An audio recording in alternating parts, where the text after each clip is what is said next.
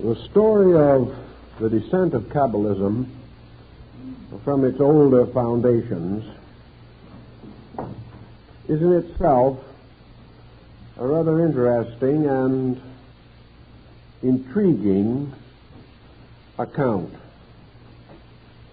Of course, during the medieval period, from say the 8th to the 13th centuries of the Christian era, Kabbalism was introduced into Europe, probably from among the Arabs, who developed quite an elaborate system derived, for the most part, from the older Jewish mystics. After the Renaissance, the Kabbalists became an intellectual group. They had some distinction and were counted as scholars of importance. Their rising sphere of religious influence, to the degree that this began to affect the interpretation of the Torah or the law, resulted in some mild persecution and considerable ridicule. Both the persecution and the ridicule came principally from Orthodox Jewish people who felt that a heresy was arising in their midst, inasmuch as many elements of lore and metaphysics came into the Kabbalistic pattern and might be regarded as producing the same effect then as some pseudo-mystical work might produce in modern Christendom. By the 15th or 16th centuries, Kabbalism had really reached its maximum sphere of influence. By this time, it had attracted to itself quite a number of learned Christians. And these scholars became not only faithful interpreters of the Jewish writings, but began to interpret them in terms of Christian religious philosophy. There is no doubt that the principal church theologians of the Renaissance period were influenced by Kabbalism, and it was even taught in some of the Christian theological seminaries. Men of the caliber of Noah von Rosenroth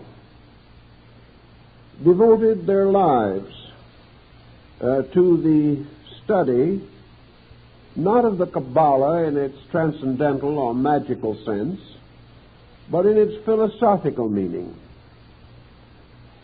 sensing that somewhere in this compound was valuable and practical knowledge.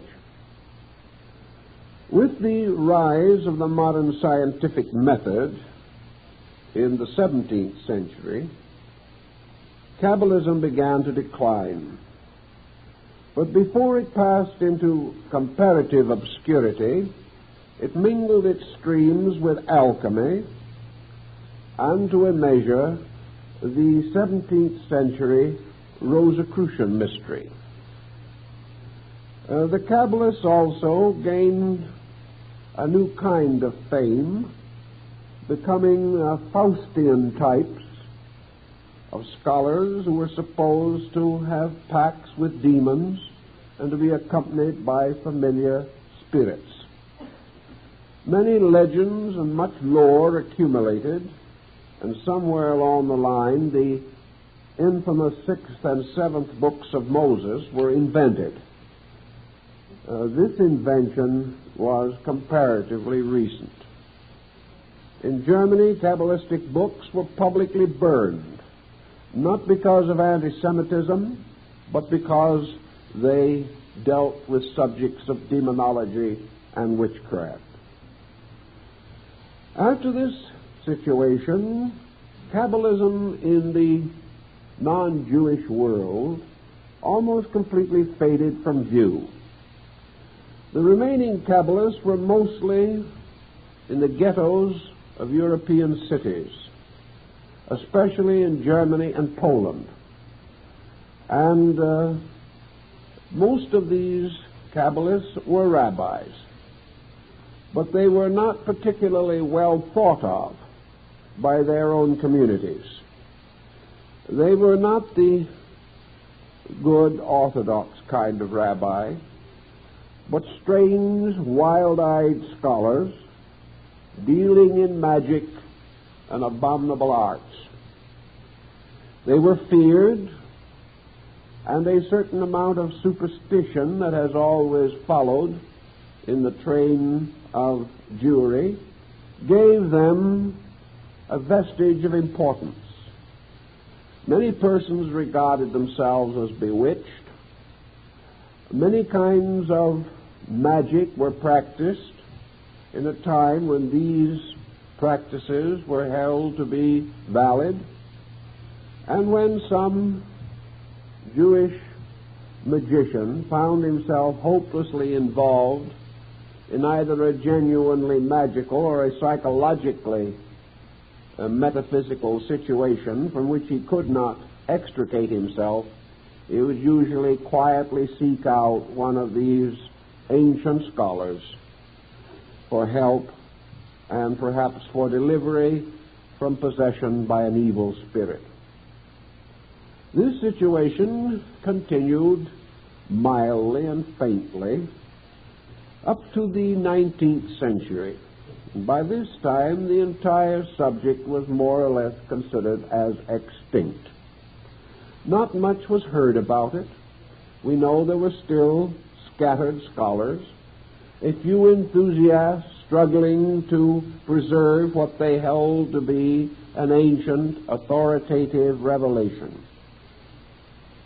But with the rise of modern science, the younger men, both among the Jews and the Gentiles, found little interest in these abstract theories about creation. They were inclined to follow in the ways of Darwin and Huxley and Spencer and explore the new materialistic universe that was unfolding around man. By the last quarter of the 19th century, however, certain reasonable doubts had arisen as to the completeness and adequacy of the scientific position. Science was answering many questions, but it was causing more questions than it could possibly answer. And each new scientific discovery opened a world of mysteries for which no reasonable solution could be immediately found. There was also a gradual sense of fear arising. Men began to wonder if this universe that had been torn away from its divine footings was actually progressing in a positive direction, or whether it was merely falling into a new kind of superstition, the superstition of godlessness. This led to a considerable revival of interest in Kabbalism, mostly among Gentiles. And we find that the various metaphysical movements that developed in the United States and Europe in the last quarter of the 19th century often included this subject among matters for further investigation. The 20th century found only a few articulate Kabbalists.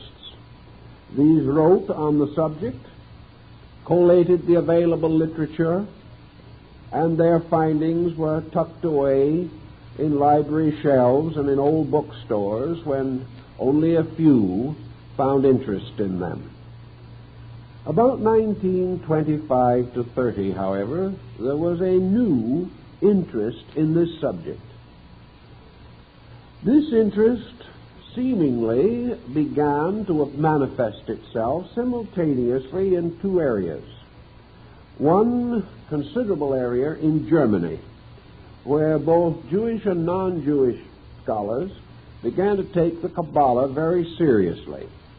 The second area was in Jerusalem itself.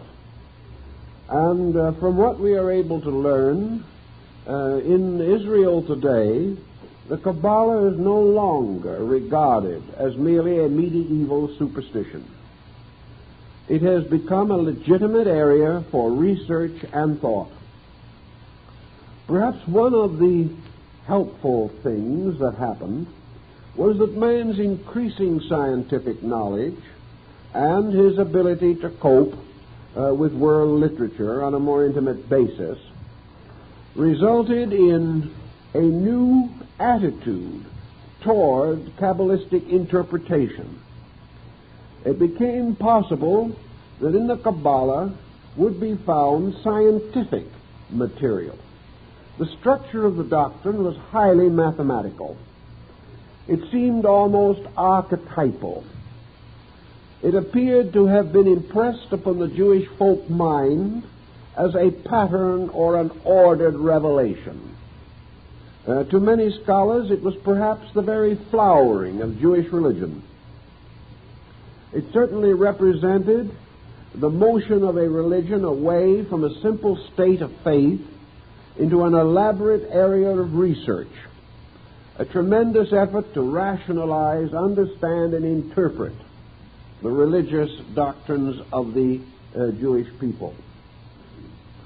Again, this might have been helped by an increasing tendency of both Jewish and Christian scholars to question the literal translation or the literal meanings of Bible statements. It became increasingly difficult, for example, to accept the opening chapters of Genesis as a literal account of creation. Also, scholarship seeking for a justification for the extraordinary respect in which the Old Testament was held began to experience difficulty in sustaining this respect on the level of the prevailing teachings and opinions. Just as Christian mystics found it necessary to their own inner consolation to seek for a mystical meaning to their scriptures and to enlarge the area of their spiritual consciousness of religious truths, so the same happened among the Jewish scholars. And to a measure, this was important to Christendom also, inasmuch as the Old Testament is an essential part of the Christian Bible. As a result of the Cabala, it was possible to reconcile a great deal of the difference between religion and science. In the Cabala, religion revealed certain powerful scientific aspects.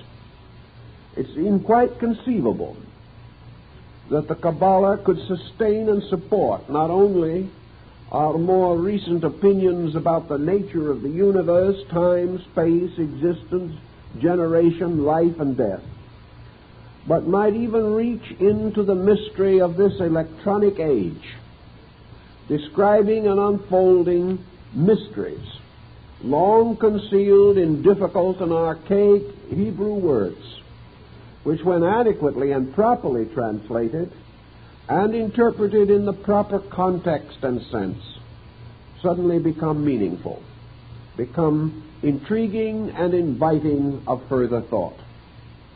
So we now find that most scientific and educational and cultural groups do not regard the Cabala today as an old superstition.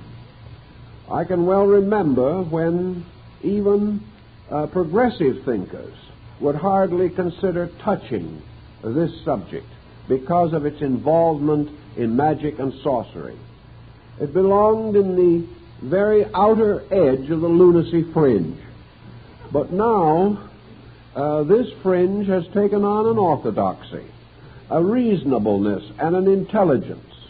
And we are beginning to realize that the so-called foibles of one generation become the solid facts of the next. Thus today, to bring the subject to focal point, the study of the Cabala is for the most part regarded as respectable. There will still be a number of very orthodox Jewish people who will view it with fear, who will consider it part of a divine mystery which should be left alone. But then there are also a number of Orthodox Christians who feel that any effort to question or interpret or penetrate the outer surface of the Christian Scriptures should be regarded as little less than heresy. So we have the jots and tittles followers on both sides of this situation. But the more liberal scholar, the leader in his field, the influential intellectual, is now Cabala conscious. And I think we will observe in the very near future an unfoldment of a trend now beginning to be evident, of a large and generous literature appearing upon this subject, perhaps a literature that will excel in quantity at least the material bearing upon the Dead Sea Scrolls. Now, why is the Cabala suddenly of interest? It is of interest because modern science is still faced with the same problems that are said to have contributed to the suicide of Aristotle. Namely, that all of the research that is being accomplished deals with secondary processes in nature, essential processes. The principles at the roots of things are as obscure now as they were 25 centuries ago. Science has many explanations for many things, but it has never touched the problems that are dealt with essentially by the Cabala. This does not mean that the Kabbalistic answers must be correct, but they invite a thoughtfulness because no better thought is available. If this be the case, it is quite certain that modern physicists will become more interested in the subject. I have mentioned before that it was reported that Einstein was much concerned with the early philosophy of the Cabala.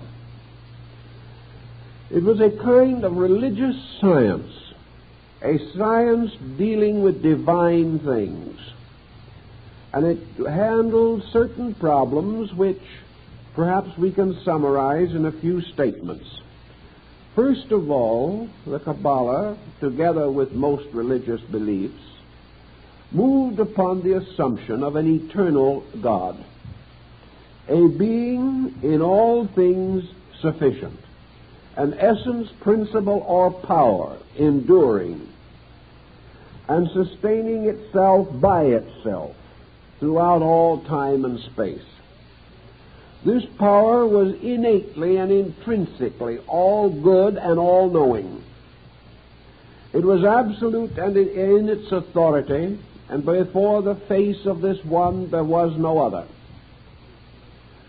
Thus, existence seems to emerge from a sovereign intellect, an intellect by its own essential condition and quality, unlimited, unrestricted, and inevitable. So the Cabala asks a very simple, direct question that many others have asked, a question with which Plato and Aristotle both struggled, a question which has disturbed St. Thomas Aquinas just as much as it perturbed Socrates. The question is this: how can that which is of itself perfect, in no way deficient in anything, all-knowing and all-powerful, produce from itself a secondary state less than itself? In other words, how does it happen that from an eternal good, that which is not so good can come? How is it, for instance, that any part of creation can be ignorant if it exists within a nature eternally all-wise?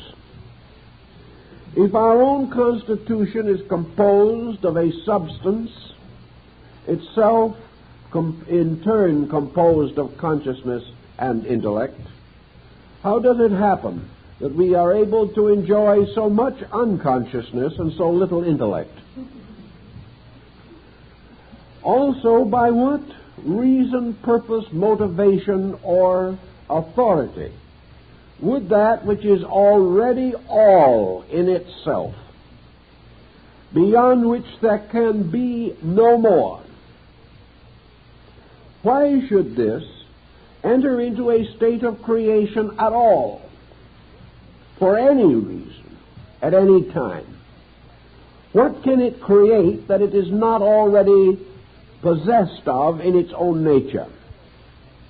In what way can creation be more than a diminishing of the power of that which is without limit and without adversary, without obstacle, without obstruction? The second question that probably the Kabbalists have been most concerned with is the creation of man, the evolution of species and types of life. The Kabbalists were for the most part pagan to the degree that they recognized a universe of living things.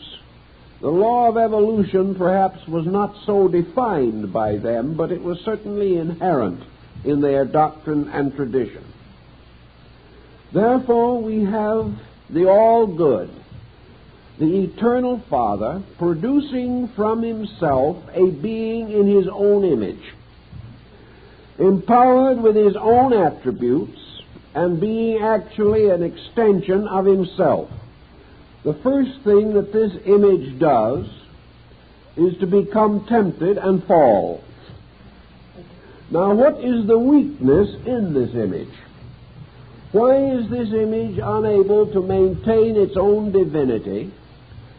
And how does it happen that an all-knowing and all-powerful deity permits a creature which it has fashioned in its own likeness to be exposed to a fall, or to fall, when in all substance and essence its condition must eternally be fully known by its own Creator?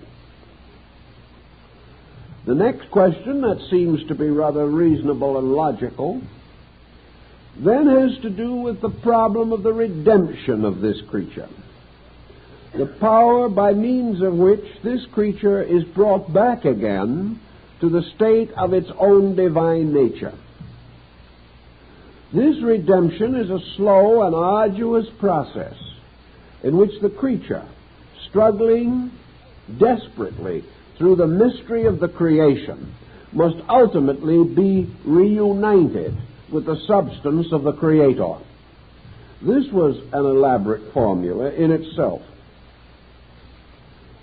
There were other points, but these are perhaps the dominant ones, and it is still questionable whether science has any answer for these. It is doubtful whether the average Orthodox theologian has any answer. It is very questionable if the various religions of the world today can come together and agree upon even a mutually acceptable hypothesis. This then seems to justify the Kabbalists in their desperate effort to relieve their own minds and hearts of these reasonable doubts concerning the mystery of the divine nature. The problem then of the eternity of deity can only be approached in one or two ways. First, is deity actually ultimate, final, eternal, inevitable, and all-powerful? It would seem that one or more of these qualities must be compromised in order that creation can take place. there must be some deficiency in deity, or this deficiency could not result in a deficiency in the creation. If there was an imperfection in deity, then the creature fashioned in its image might also be imperfect. If there is an imperfection in deity, the process of creation itself might be imperfect, or subject to certain accidents or circumstances which were beyond the control and government of the divine power. Obviously, this solution invites only a doubt about deity and begins to reduce or limit the power of deity. Some groups, even among the Kabbalists themselves, tried to wave this question aside with the simple concept that the nature of deity is unknowable. Therefore, the circumstances incident to the beginning of existence are simply incomprehensible by man, who must accept that which he experiences and observes, but cannot attempt to analyze the ultimate causes for these experiences.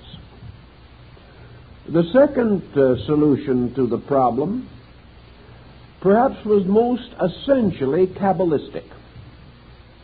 It is actually innate in the Old Testament, because the deity of the Old Testament is essentially anthropomorphic. That is, it is a deity existing in a condition of great power, but also existing in the presence of an adversary, also greatly empowered. That the universe arises from a dual principle rather than from a single principle. This dual principle is a polarity. This polarity suggests, therefore, that there is both energy and resistance everywhere in space itself. That energy is forever moving, which is the power of God, and resistance is forever impeding, which is the power of the adversary. Now it would seem that, especially in the old Jewish beliefs, there is abundant ground to assume that the deity worshipped by the Israelites was not entirely a perfect God. Yet this deity was gradually advanced, not only in Jewish mysticism, but later in Christianity, to a condition of total paternity, total fatherhood over the entire creation. So as men began to build more and more upon the power of the one God, they became more and more involved in the desperate effort to explain how one God, eternally good, could either cause or permit evil.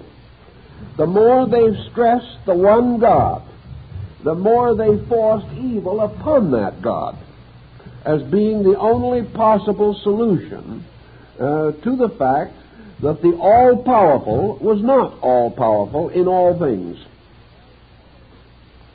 The Cabala goes into this in a little different way and gives us a new kind of comprehension. A comprehension which was later picked up by medieval mysticism and finds considerable expression in the Rosicrucian theories of Robert Flood and Michael Meyer. Deity as a being might be regarded as the supreme or superior apex of beings. Deity was not regarded in this concept as being merely an ultimate abstract absolute. Deity was considered to be a great being, or as Plato called it, an animal existing in space. This supreme being, so-called, was certainly the leader of the creations which came from it. But this being, it also existed in something. And this in-somethingness apparently had to precede being itself. In other words, if a being exists, it exists in time and space. If it has a beingness, it has an abode. It has a certain assignment of area in space. We may assume, for example, that being is infinite, that space is infinite, and therefore that the two become one fact. But the Cabala points out the possibility that the infinite being and the infinite space do not have to be identical, but that actually infinite being is an infinitely evolving power growing in infinite space. This is not unscientific, but it gives to the problem this situation that as man, born in this world, abides in a certain place, living in a community, city, and united with others to form the inhabitants of a region, so as we look forth upon the heavens, with the infinitude of stars, with the vast pulsing mass of the Milky Way, with the galaxies extending beyond even the most powerful modern telescope, we may well be looking upon a populated firmament, an area which is peopled with gods, each of which, in its own turn, is the inhabitant of space. Within the nature of this God arises its own creation, even as within the nature of man is sustained a vast order of life. To us, the small lives within the corporeal constitution seem little better than the minutest of microbes. But in the various dimensions of space, we do not know. Perhaps the very cells and atoms and electrons of our own bodies have their Platos and their Socrates. We don't know. It is beyond us. We cannot even estimate. That which we cannot estimate because it is smaller, we look down upon. That which we cannot estimate because it is greater, we look up to. But we are not sure of the meaning of either look or the direction in which we turn. We are not sure that bigness is the secret or mystery of authority, or that smallness is the true indication of humility.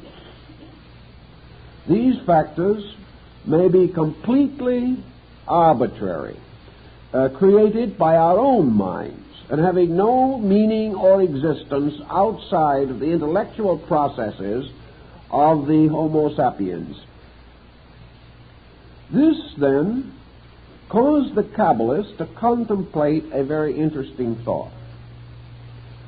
If deity and all the great heavenly beings whose wings filled with eyes are the very stars of space, this magnificent creation, this Merkaba of righteousness, this chariot of mystery,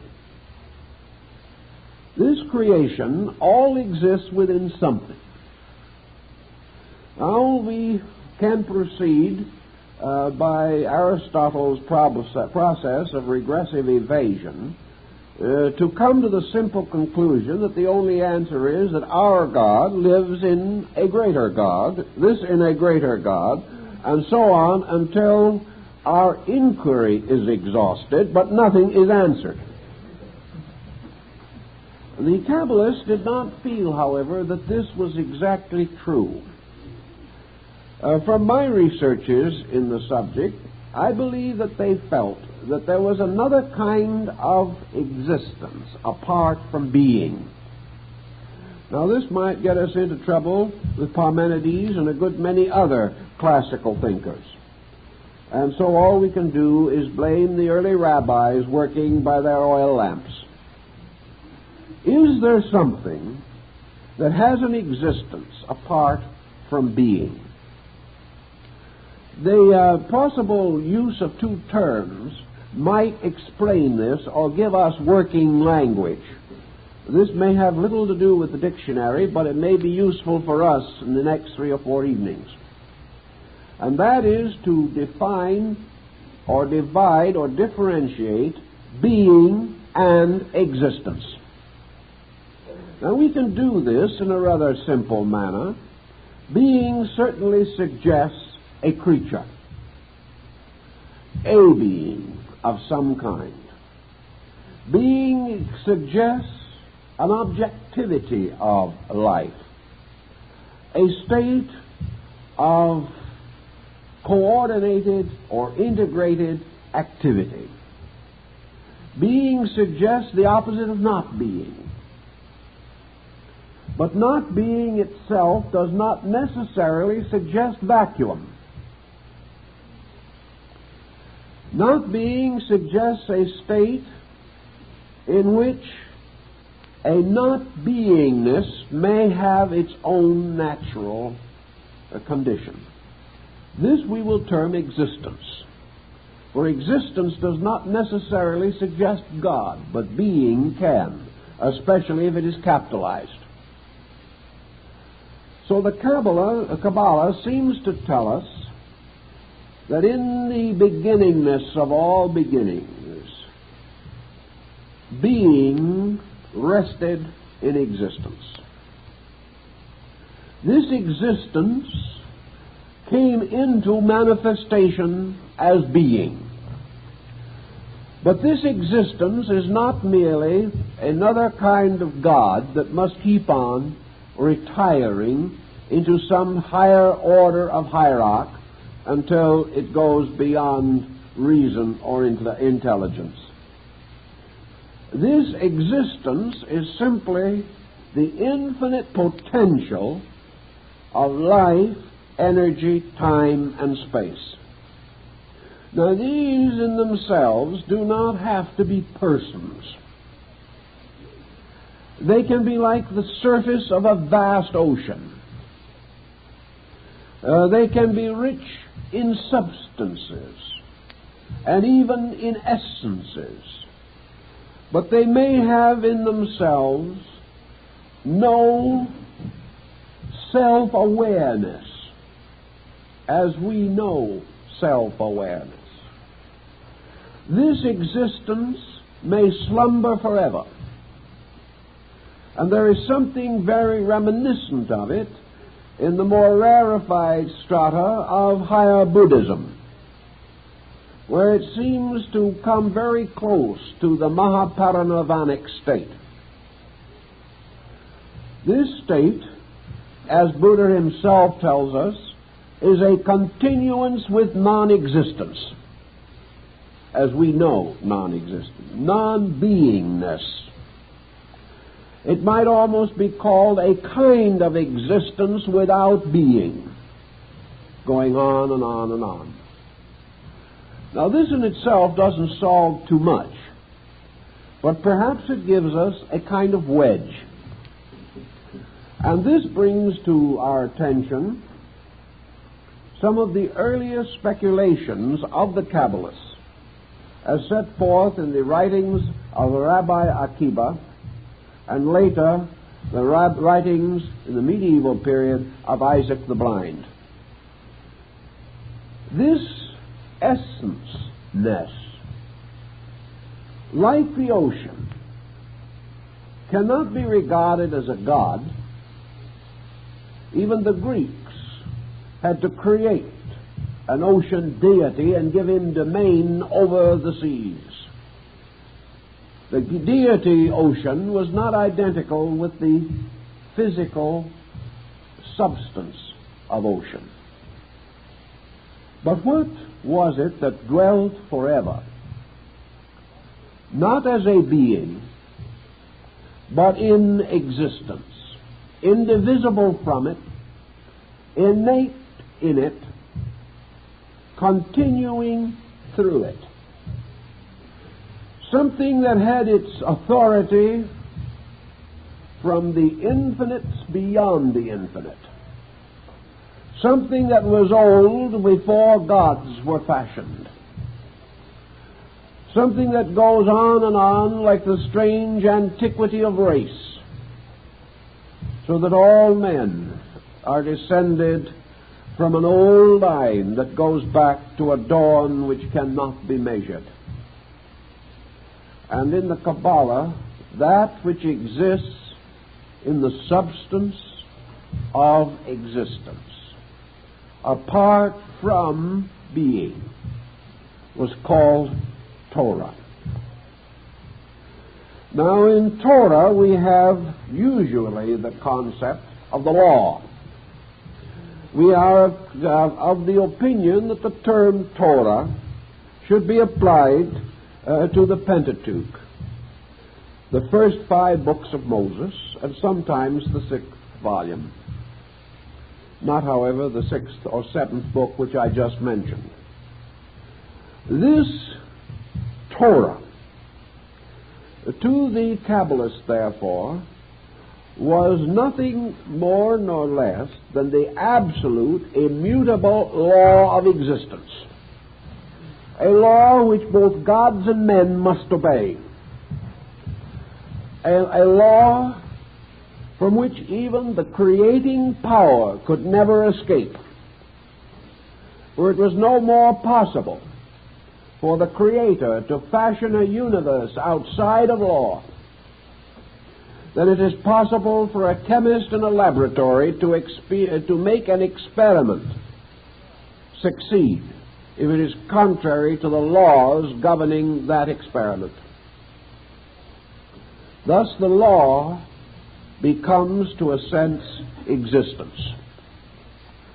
The law is not a person, nor an intelligence as we know it, but the intrinsic, inevitable pattern in energy. It is something which we all must use. It is something that is present in every compound to integrate that compound. It is not the life in the compound, but the pattern determining the fact of the compound.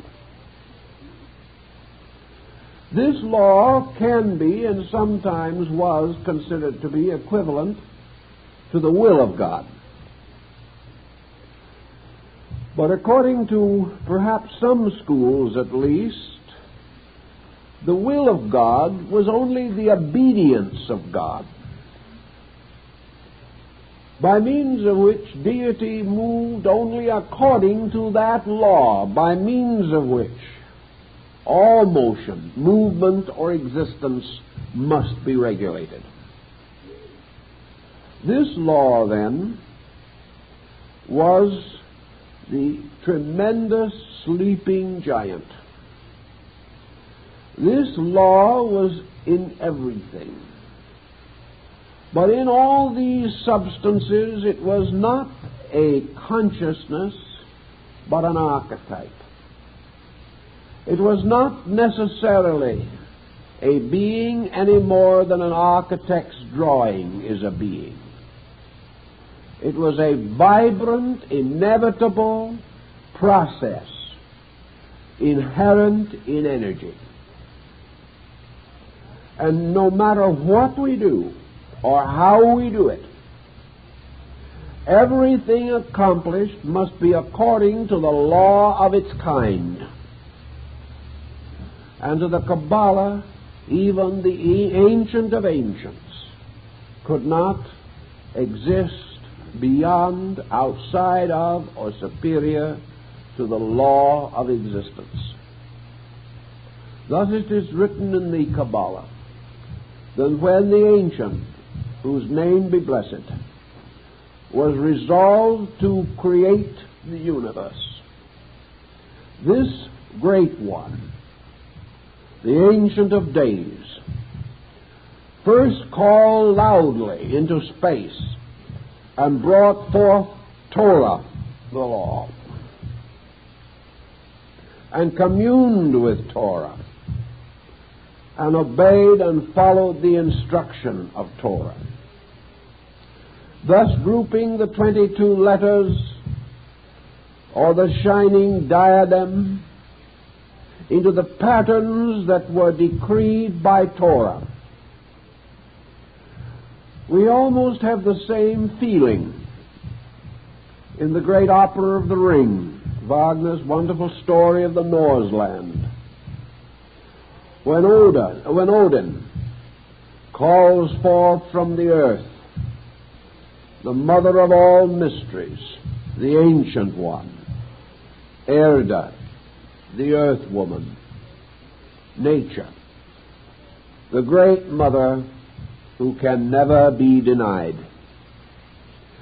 In the opening section of the Cabala, therefore, when the Ancient One called forth Torah, it is written that he spoke to her. Therefore, in this context, Torah becomes the mother of mysteries. Torah becomes the mysterious, invisible, silent partner of God. And it is Torah that reveals to deity the maximum of its powers and prepares or ordains for it the processes and procedures which it shall follow. It is as though a man shall say, I shall build a house. The first natural thought is that this house must have a plan. The power to create this plan involves a knowledge of stress, a knowledge of construction and pattern, a knowledge of materials to be used. And if this knowledge is not adequate, the house will not be perfect. Therefore, the Great One calls forth the architect spirit to decree the way in which the house shall be erected.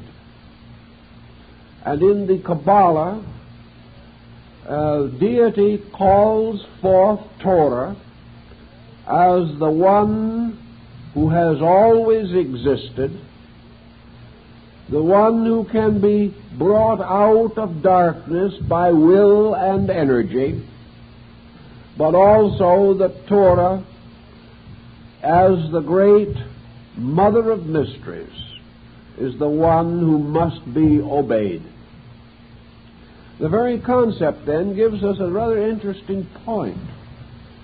Now this point has perhaps some merit to us in our modern thinking. Science, perhaps, in its desperate search after a godless universe, has pursued the phantom of Torah and has failed to recognize that this existence remains only itself until consciousness moves upon the face of the deep and calls forth the world. Thus, the anthropomorphism of the Cabala is not good and evil, but God and law. We have assumed a certain despotism. Kings make laws and break them at their pleasure. We have invested celestial royalty with these attributes. But at the same time, we are inclined to believe ourselves that although the laws of men are corruptible, the laws of heaven may not be corrupted. Perhaps we will then not find it too difficult to conceive the possibility that the primordial substance or essence from which is fashioned both the body of God and the body of men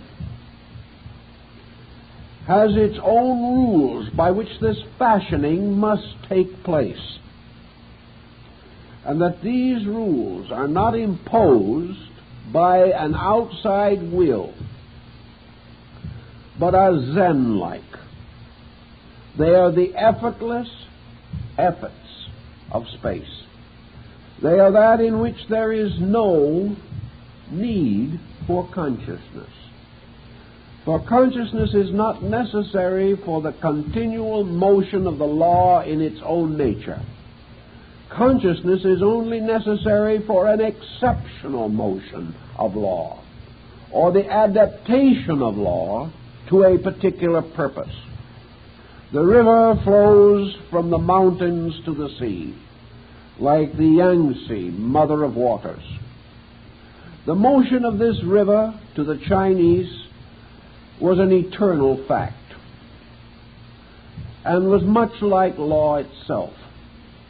But the Chinese, recognizing by degrees the power of law, began to make use of the current of the Yangtze. They put little wheels in the water to be turned by the current, and with these wheels they gained a certain power to turn other wheels and stones and grind grain. Later also they sought to irrigate their fields by turning the waters of the river. They created dams and channels. Now, as soon as they began this activity, consciousness took over the use of the waters. But this consciousness was not all-knowing. And as a result of that, many of the efforts to use the waters led to tragedy for man. And this water, which also supplied him with his water of life, was the same in which he could drown. So in the great mystery of space, the Blessed One, the Ancient of Ancients, whose name be glory, as the sovereign conscious intellect, called upon the law to use the law. And the law, in its symbolic sense, made a covenant with the Ancient of Ancients, and said in substance, not verbally, but in principle, obey my rules, and I will make you the greatest of the kings of the world. Disobey my rules, and I will destroy you utterly. Therefore, God, being of all wisdom, possessed the wisdom of obedience. God, being all good, used law only for goodness. God, being all mind, administered law with mindfulness. But actually, this mysterious power was the dynamic. It was this dynamic, then, by means of which the emanation or existence of the world became possible. Creation, then, was simply an unfolding of the will of God according to the law of existence. It was an unfolding within law, for creation itself was a monument to its own law, for it had its origin, its beginning, its infancy, its childhood, its maturity, and its fullness of years. It became populated with orders of life, and every one of these lives was under law. And there was no power within these lives to raise their hands to heaven to ask to be released from law. Therefore, all that heaven could do was instruct man in the keeping of the law. We may not fully agree with all of this type of thinking, but we must admit it was a rather grand idea. It was tremendous in its implications. The law itself, by its own nature, created the concept of good and evil. Law was not good because it was not a being. God, by cooperation with the law, might be termed good, because good is that which wishes, desires, or impels the fulfillment of truth. But the law itself was neither good nor ill. It was simply of its own kind, its own nature, and its own eternity. While eternity rested, law was not obvious. And Böhme, the German mystic, brings this out very clearly.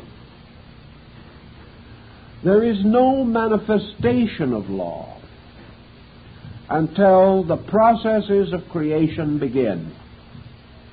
Then these processes flow according to law and are molded by law into the everlasting likeness of itself. Now, law also, because it is not a being, because it is not of ambition or of thoughtfulness or of any particular plan or purpose for its creation, for the thing that it does, law simply operates while creation exists. And if and when creation ceases, law retires into its own unmanifested root. For without creation there can be no manifestation of law. Therefore, if a creating power determines the end of its own creation, then the laws governing that creation simply subside again into existence. The creation cannot exist without law, but the law cannot be knowable without creation. And law in an uncreating state is simply silence, the eternal expanse of unconditioned potential.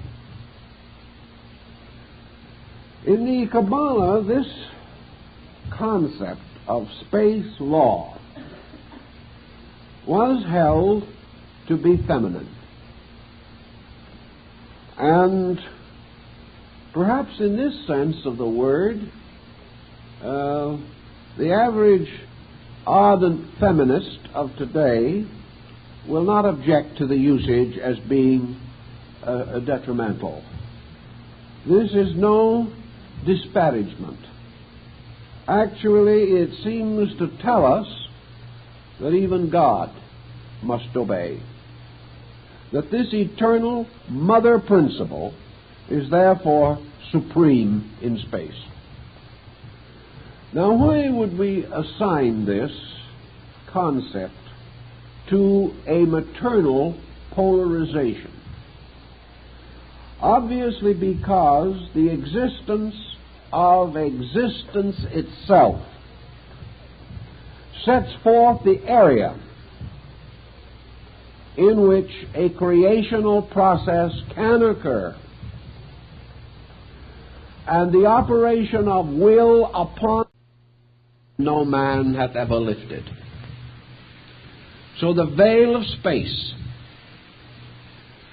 hides within itself one half of the Torah. One part of the law is always revealed and the other part is concealed. And even the Ancient of Ancients was not permitted to see the hidden half of the law. again like Odin in the Nordic mysteries, who was not able to read in the works of the Norns and the Fates the mystery of his own destiny. Torah rising became, so to say, the bride of consciousness. They were united in a strange, mystical, magical betrothal. And out of this union there came forth the radiant power of a new being, inwardly invested in law, outwardly invested in glory. And this new being now stood triumphant as the great archetypal androgyne, the Father-Mother, the Ishvara of the Hindus, the one who was able, therefore, to create totally from itself, because it had already united within itself the two great polarized attributes of space, being and existence. Torah also plays another interesting part in the story of the Cabala. Torah, in substance and essence, is forever concealed. But by the very act of divine creation, Torah is caused to become revealed. Therefore, that law which in its substance is hidden is in its manifestation revealed through all creational procedure. Thus one may behold the veiled form of Torah in the mountains and in the oceans and by the shores of the sea. Torah is shown to us in the turning of the wheels of industry, in the building of our great institutions, in the laws of policy and statescraft. All of these are but the gradual revelation of Torah.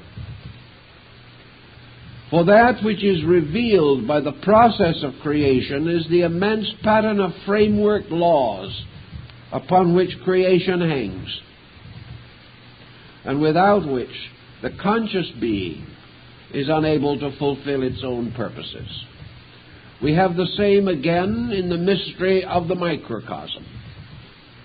Man, coming into birth, according to the Cabala, came into manifestation as the result of the uniting of consciousness and existence in the form of the energy fields of its parents.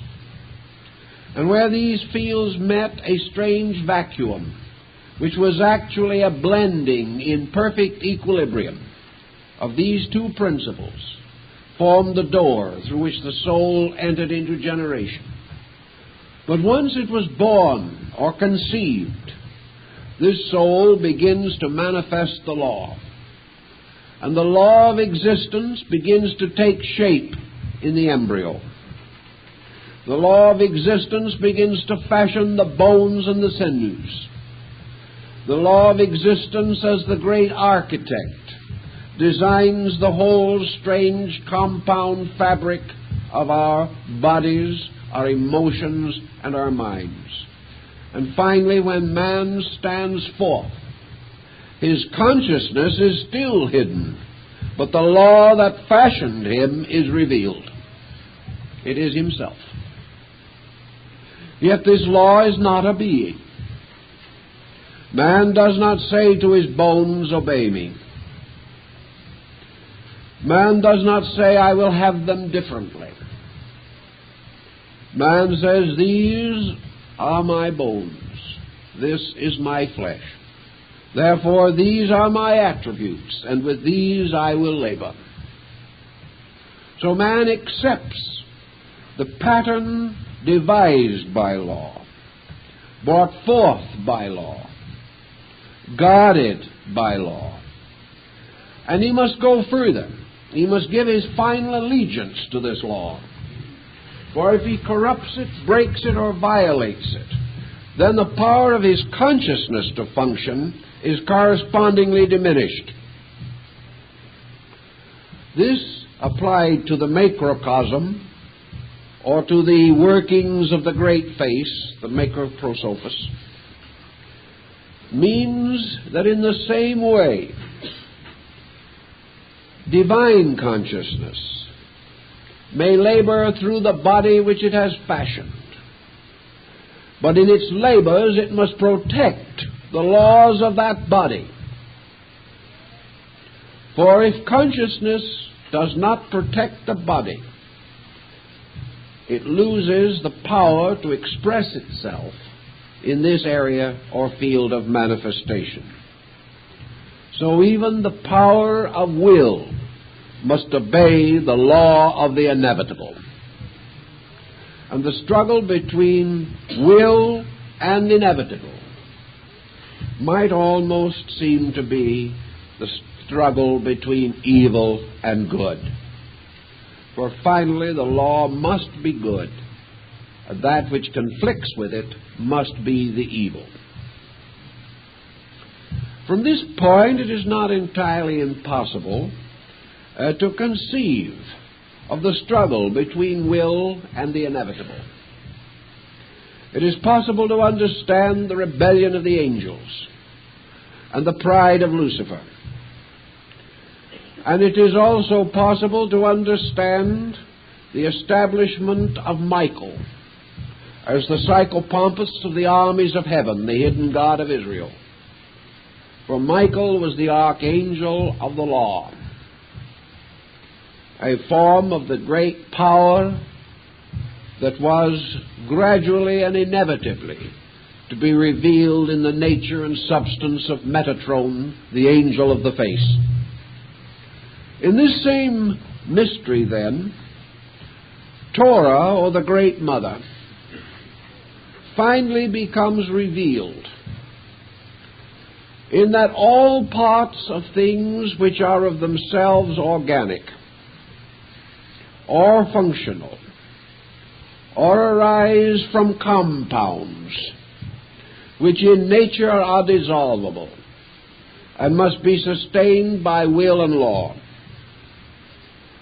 This mysterious existence becomes even more than the rainbow of Noah, a symbol of a covenant.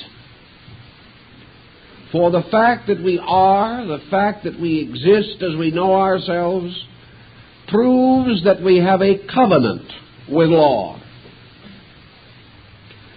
And it is also the same type of proof which, by reverse, outlaws the lawless and causes them to vanish from the face of the Lord. When, however, the law is carried forth in glory, not a glory luminous because it is constantly emanating visible splendor,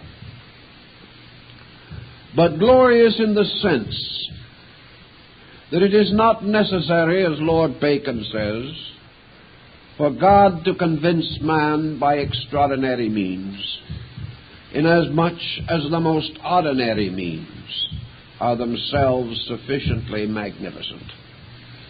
This concept, therefore, is that the glory of the Lord, or the glory of the law, is made manifest in all things. It is present everywhere. It is present in the growth of the tree and the rising of the sun. No exceptional glory is necessary that the law may be revealed. But the revelation of the law was given its own symbolic form. And when Torah, the mother of mysteries, had become invested in the eternal and inevitable forms of things, in the infinite diffusion of the evidences of law, everywhere operating, everywhere uniting in a wonderful symphony of coordinated purposes, when this glory strikes upon the consciousness of the mystic, when he is suddenly filled with the wondrousness of it, it is then said that the glory becomes Shekinah, and that the mother of mysteries is known before the face of the world as the mother of splendors. And the Sefer HaZohar, the book of the splendors, is therefore the book of the splendors of the glory of the Shekinah, the splendors of the revelation of the law, the revelation of the silent mother at the root of life. Now, if we realize this interpretation of the Shekinah, we shall know why it stood as a column of smoke by day and a pillar of flame by night, and how it led the children of Israel out of bondage across the mysteries of the Red Sea and finally to the Promised Land. The glory of the Shekinah was the covenant, the proof that the way of Israel was the way of righteousness, and that the children of Israel were obedient unto the Lord. This glory of the Shekinah, according to the medieval Kabbalists, is peace among the peoples of the earth. It is the good crop rising from the ground. It is fertility, the laughter of children.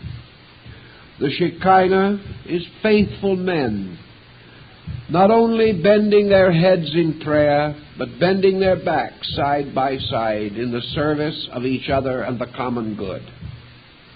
The glory of the Shekinah is that peace, order, tranquility, by means of which is revealed that that people have kept the law. Therefore, happiness is a form of the Shekinah's radiance, reserved for those who have fulfilled the doctrines which are of old. If, however, man breaks his covenant, then the Shekinah's glory fades, and man wanders in darkness and in the desert of waiting, and he knows not where to go, for the face of the Lord is turned from him, and he dwells in evil. This symbolism, while again it is rather a poetical extension of ideas, suggests more meat than might first appear. It suggests a relationship in life between the individual who plays now the part of God and the inevitable with which he is surrounded and to a large degree permeated. That man is truly not a free agent, nor was God. Both God and man have a power of limited determinism, and this power gives to each the right to use the law, to use this infinite supply, which corresponds very strongly in the early symbolism of the building of the everlasting house, as a strange and wonderful reminder that Solomon, the Lord of Israel, played the part of the great Jehovahstic God, and the mysterious friend, Hiram, king of Tyre, who joined him in this undertaking, symbolizes the mystery of the concealed pattern, the Torah, whereas the architect of the temple was the revealed law, moving into objective manifestation and building the house according to the law. So the great one of antiquity, the ancient face, built the house of existence in existence, built the house of his own being according to the law. And because it was built according to the law, it was acceptable before the law, and the living God dwelt therein. This concept, therefore, points out several important situations of which I think Buddhism adds a certain clarifying note. Actually, if law is in the ultimate, superior, and in its own nature, totally suspended,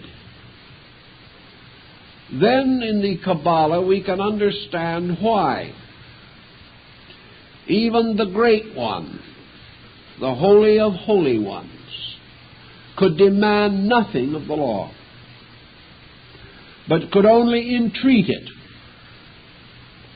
could come to it only requesting a favor. And the law, rising before the face of the Ancient One, did not reveal her face even to God, but spoke from the strange veils that concealed her nature, and her voice was as an oracle.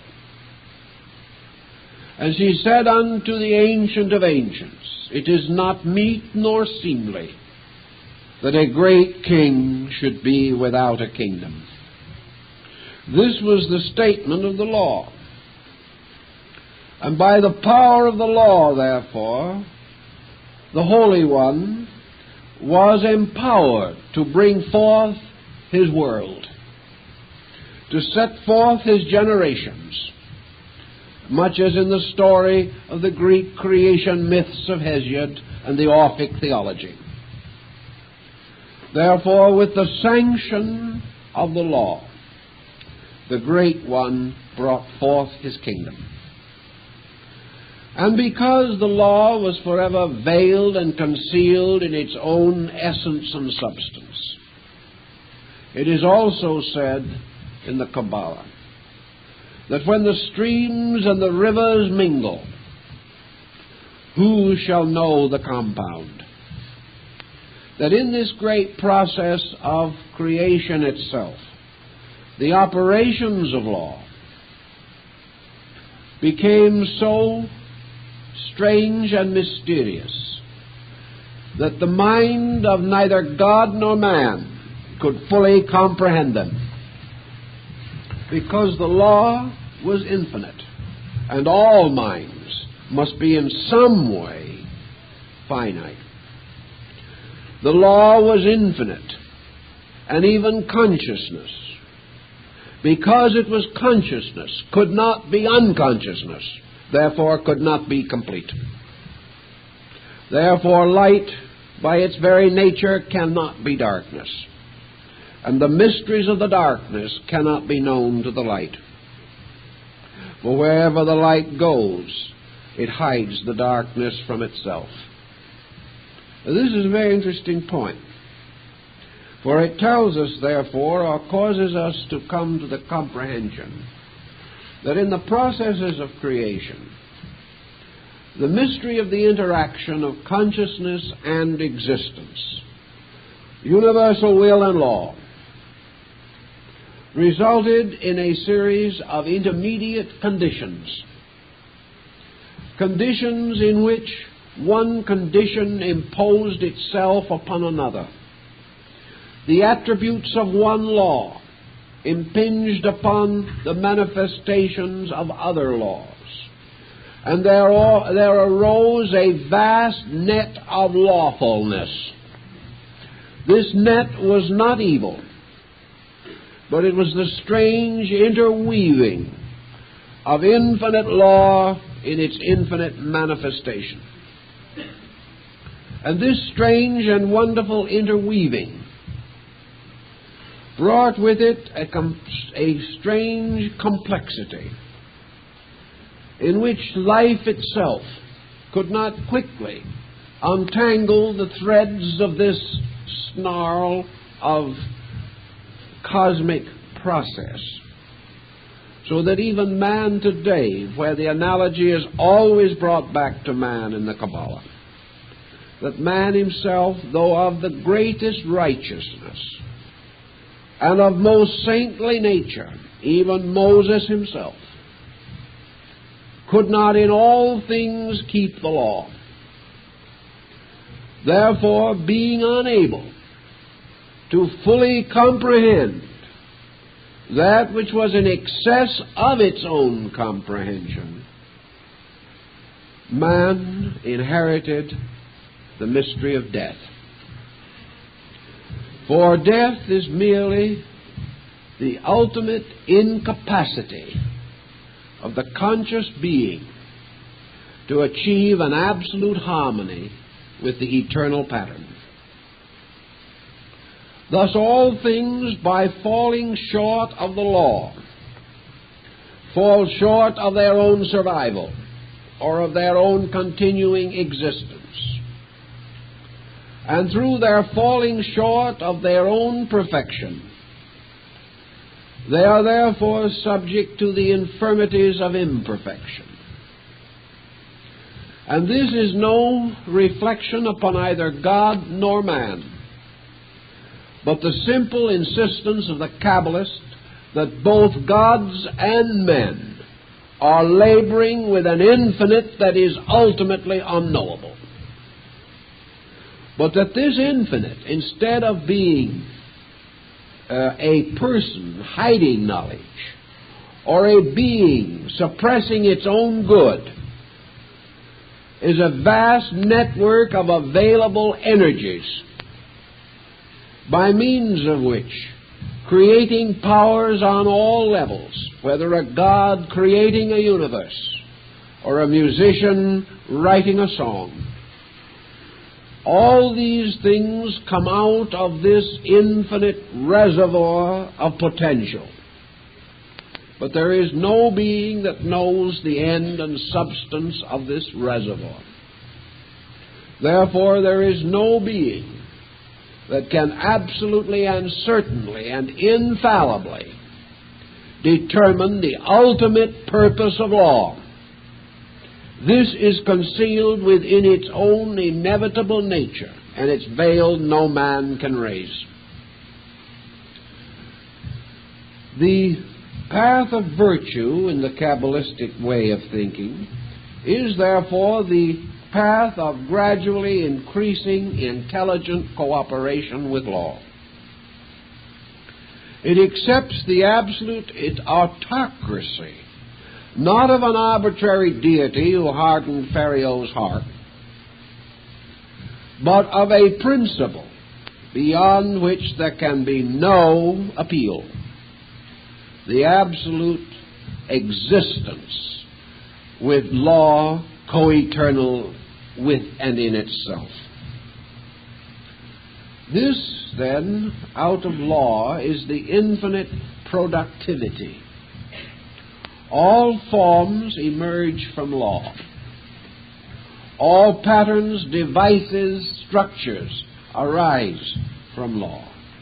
Both the body of God, which is creation, and the body of man, which is the microcosm. Because, therefore, this existence is the womb of all things, it is the great mother. For all seems to come forth from her, and abiding its time returns to her again. Most ancient peoples had this belief, and they regarded the mother principle not merely as negative or matter, but as the infinite world-bearing existence, within which the seed of conscious being was sowed and brought forth the vast majesty of the cosmos. Now, what does this have to say in terms of modern thinking? Do we have hold of anything that might be valuable to us? Is there a reason, for example, why we should differentiate between atomic energy and God? Is there any reason to assume that this vast exploration of space has as its ultimate end the discovery of a being, or has this exploration for its assumed end the realization of the dramatic archetypal pattern of inevitables by which all things are governed? Has this modern search, therefore, on a scientific level, revealed to us certain, we'll say, aspects or attributes of an interlocking structure of inevitable principles that cannot be violated? The violation of these principles is a sin against law and, in a sense, a crime against man. This violation of principles is also a continuing detriment to universal consciousness. Universal consciousness, however, according to the Cabala, cannot step in and by a gentle gesture of its spiritual scepter nullify man's violation of law. The Cabala, therefore, now has at least a working hypothesis to explain why deity cannot suddenly terminate the lawless state of man. Now, a big theological situation can be built upon this. It becomes the only reasonable answer that the old Kabbalists, at least, could devise, for it was the only answer which did not compromise the essential goodness of deity, did not in any way reflect upon the reality of virtue, and at the same time did not cater to any form of the delinquencies of created things. This concept sort of left everything honest. It did, however, achieve this end by assuming that there was a pattern co-eternal with God and not identical with God. The anthropomorphism raises its head again, but of course in a very highly abstract way. We know that Buddhism, of all the religions in the world, laid the greatest stress upon law. Buddhism went almost so far that one or two Western scholars have said Buddhism has no God, but if there is anything that may be likened to a God in the general reverence of Buddhists, it is law. For them, law is that which God is to the followers of theistic faiths. Buddha made a great point of the complete and total obedience to law.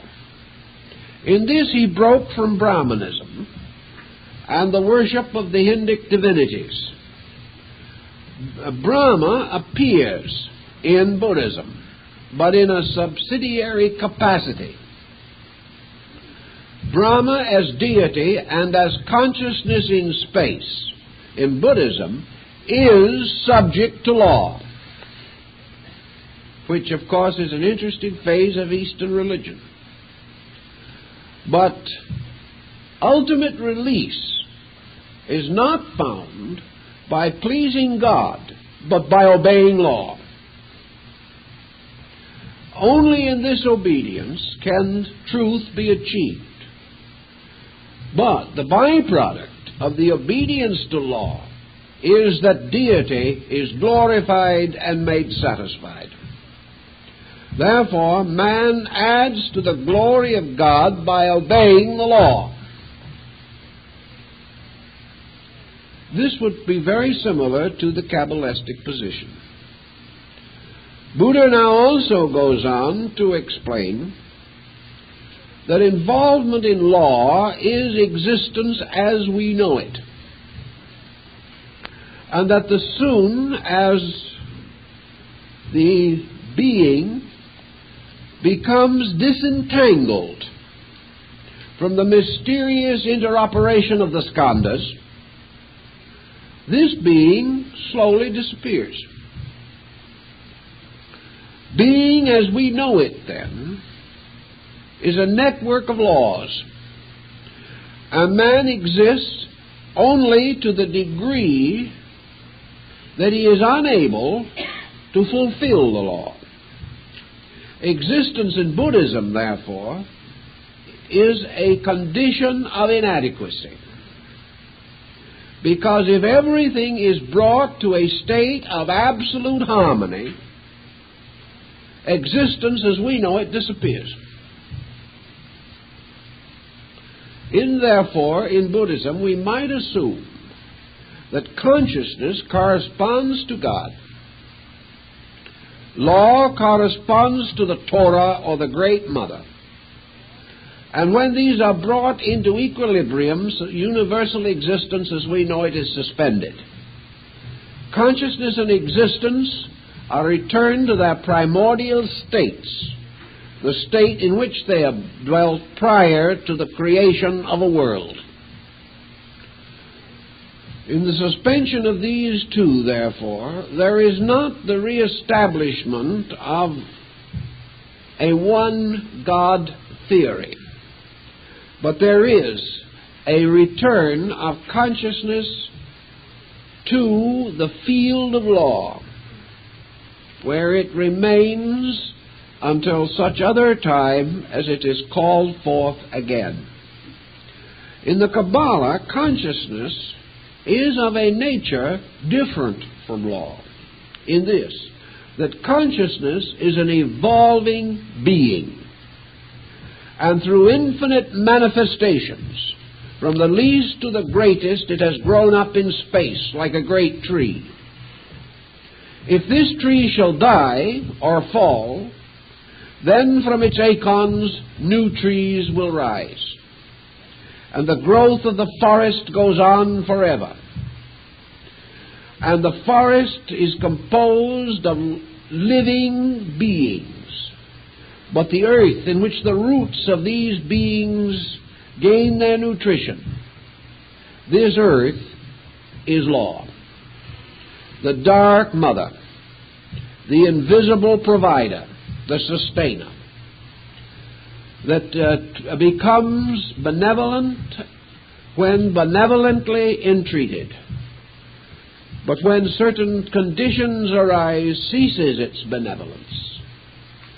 When law ceases its support, the thing perishes. But law does not perish. Life as living beings, however, as populations of space, must go on. Their bodies, governed by law, return to the law from whence they came, disintegrated by the conflict between consciousness and law. But the consciousness itself goes on its way of enfoldment within law. And this consciousness, by an infinite process of evolution, becomes an eternal being, continuing in an eternal state. The being is alive. The state is life. And this difference might offer a number of escapes from some of the scientific dilemmas of our day. For we now do recognize what the Buddhist also held to be true, namely that consciousness itself has a kind of nature which is a product of relationships and of values. but at a root consciousness, unknowable to the objective sense, also has a kind of seed existence beyond our knowing. Beings return to being. Things return to existence. Now, everything is composed of beings, and every being is invested in things. The pattern is immensely complicated and involved, but the separation of forms by the various decays and disintegrations of existence is merely the clarification of basic classifications. Existence claims that which it engenders. Being calls for that which it gave. Therefore, all existence returns to the principle of existence. All living things to the principle or being of living things. In primitive times, our remote ancestors described this situation as return to God and nature. And in the funeral service we say that we return to the earth that which belongs to the earth, and to God that which belongs to God. This, however, was not the full meaning in the ancient commentaries of the rabbis. For to return something to the earth was to return it to the support, to the substance, to the great matrix, to the firmest and most enduring of all things. And in their speculations, the Kabbalists sought of reverse the form or pattern of the world. They considered space to be the true earth. That actually man, as the tree of the Sephiroths, was an inverted tree. And that in reality and substance, the true earth, as the alchemists also taught, is invisible. For the true earth is simply the infinite area of existence, law, being. This tremendous earth factor tells us definitely that every compound must truly be dissolved, and that everything that is controlled by law escapes law only by its own disintegration. The moment the pattern is no longer present, the law ceases to be manifested. And as Buddha points out, when all laws cease to manifest, then the nirvana is achieved. All conflict between structure and principle has been overcome. In this same concept, therefore, deity is now presented in a slightly different situation. And we begin to sense the significance of the messianic factor in its relationship to law. We have a polarity now consisting of the Ancient of Ancients, being, and the Torah, existence. And when being and existence unite, they produce creation. But what is the only begotten of the Father? What is this mysterious something that arises also in the union of God and the law? In all the Greek and other classical schools of philosophy, there was this mysterious being corresponding in the Sephirothic system of the Kabbalists with the point of Death, where the vertical and horizontal bars of the tree cross.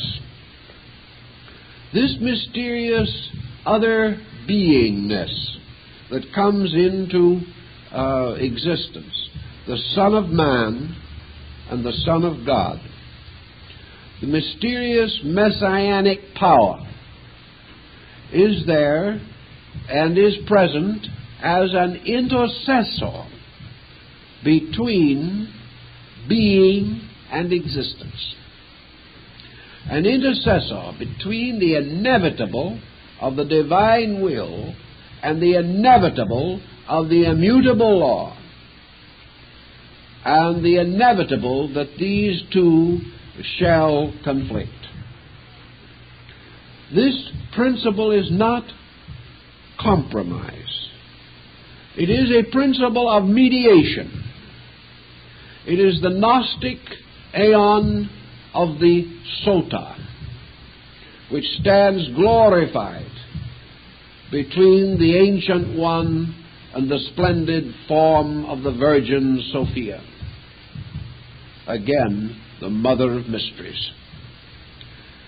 In this struggle, then, between man, let's say again now, as his will to create, and man as laws operating through every bone, sinew, and nerve of his body, which cannot be violated.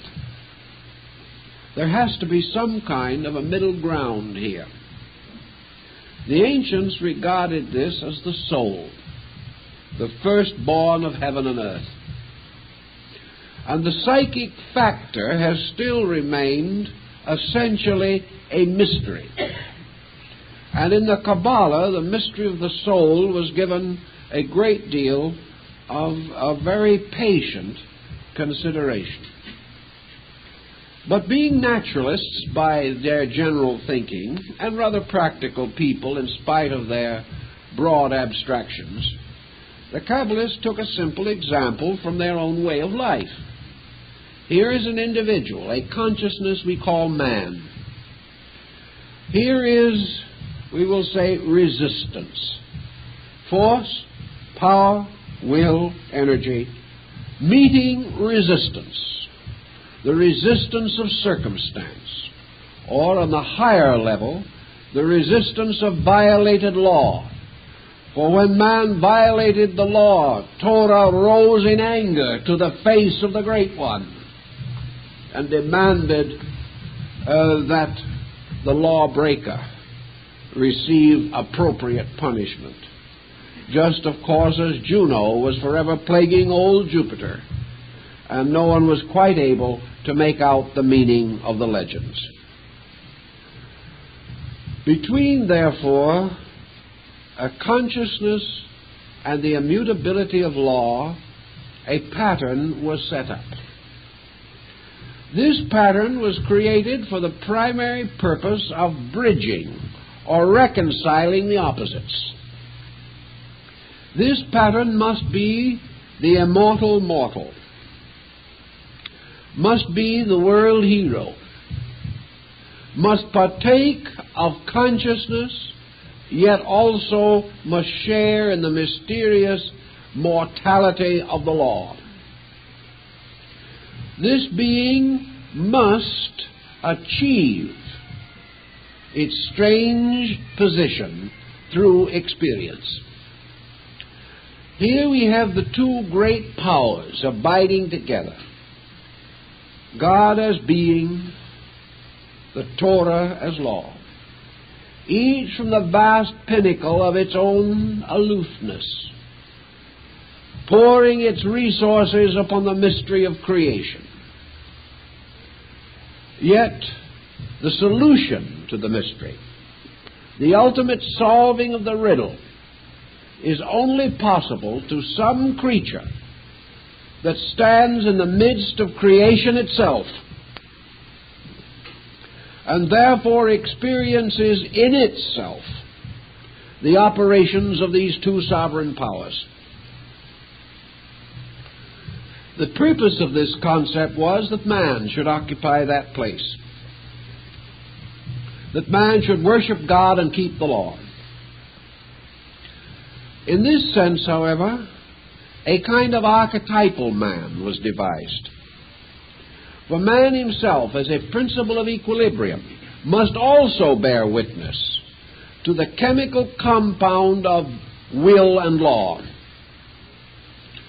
This mysterious power of mingling of will and law produced what Böhme termed the great patience, the strange power of the waiting, that which patiently and inevitably overcomes the mystery of the struggle between consciousness and law.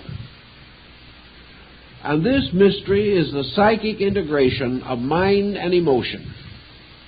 For by mind, man seeks to conceive of the nature of God, and by emotion participate in the inevitability of law.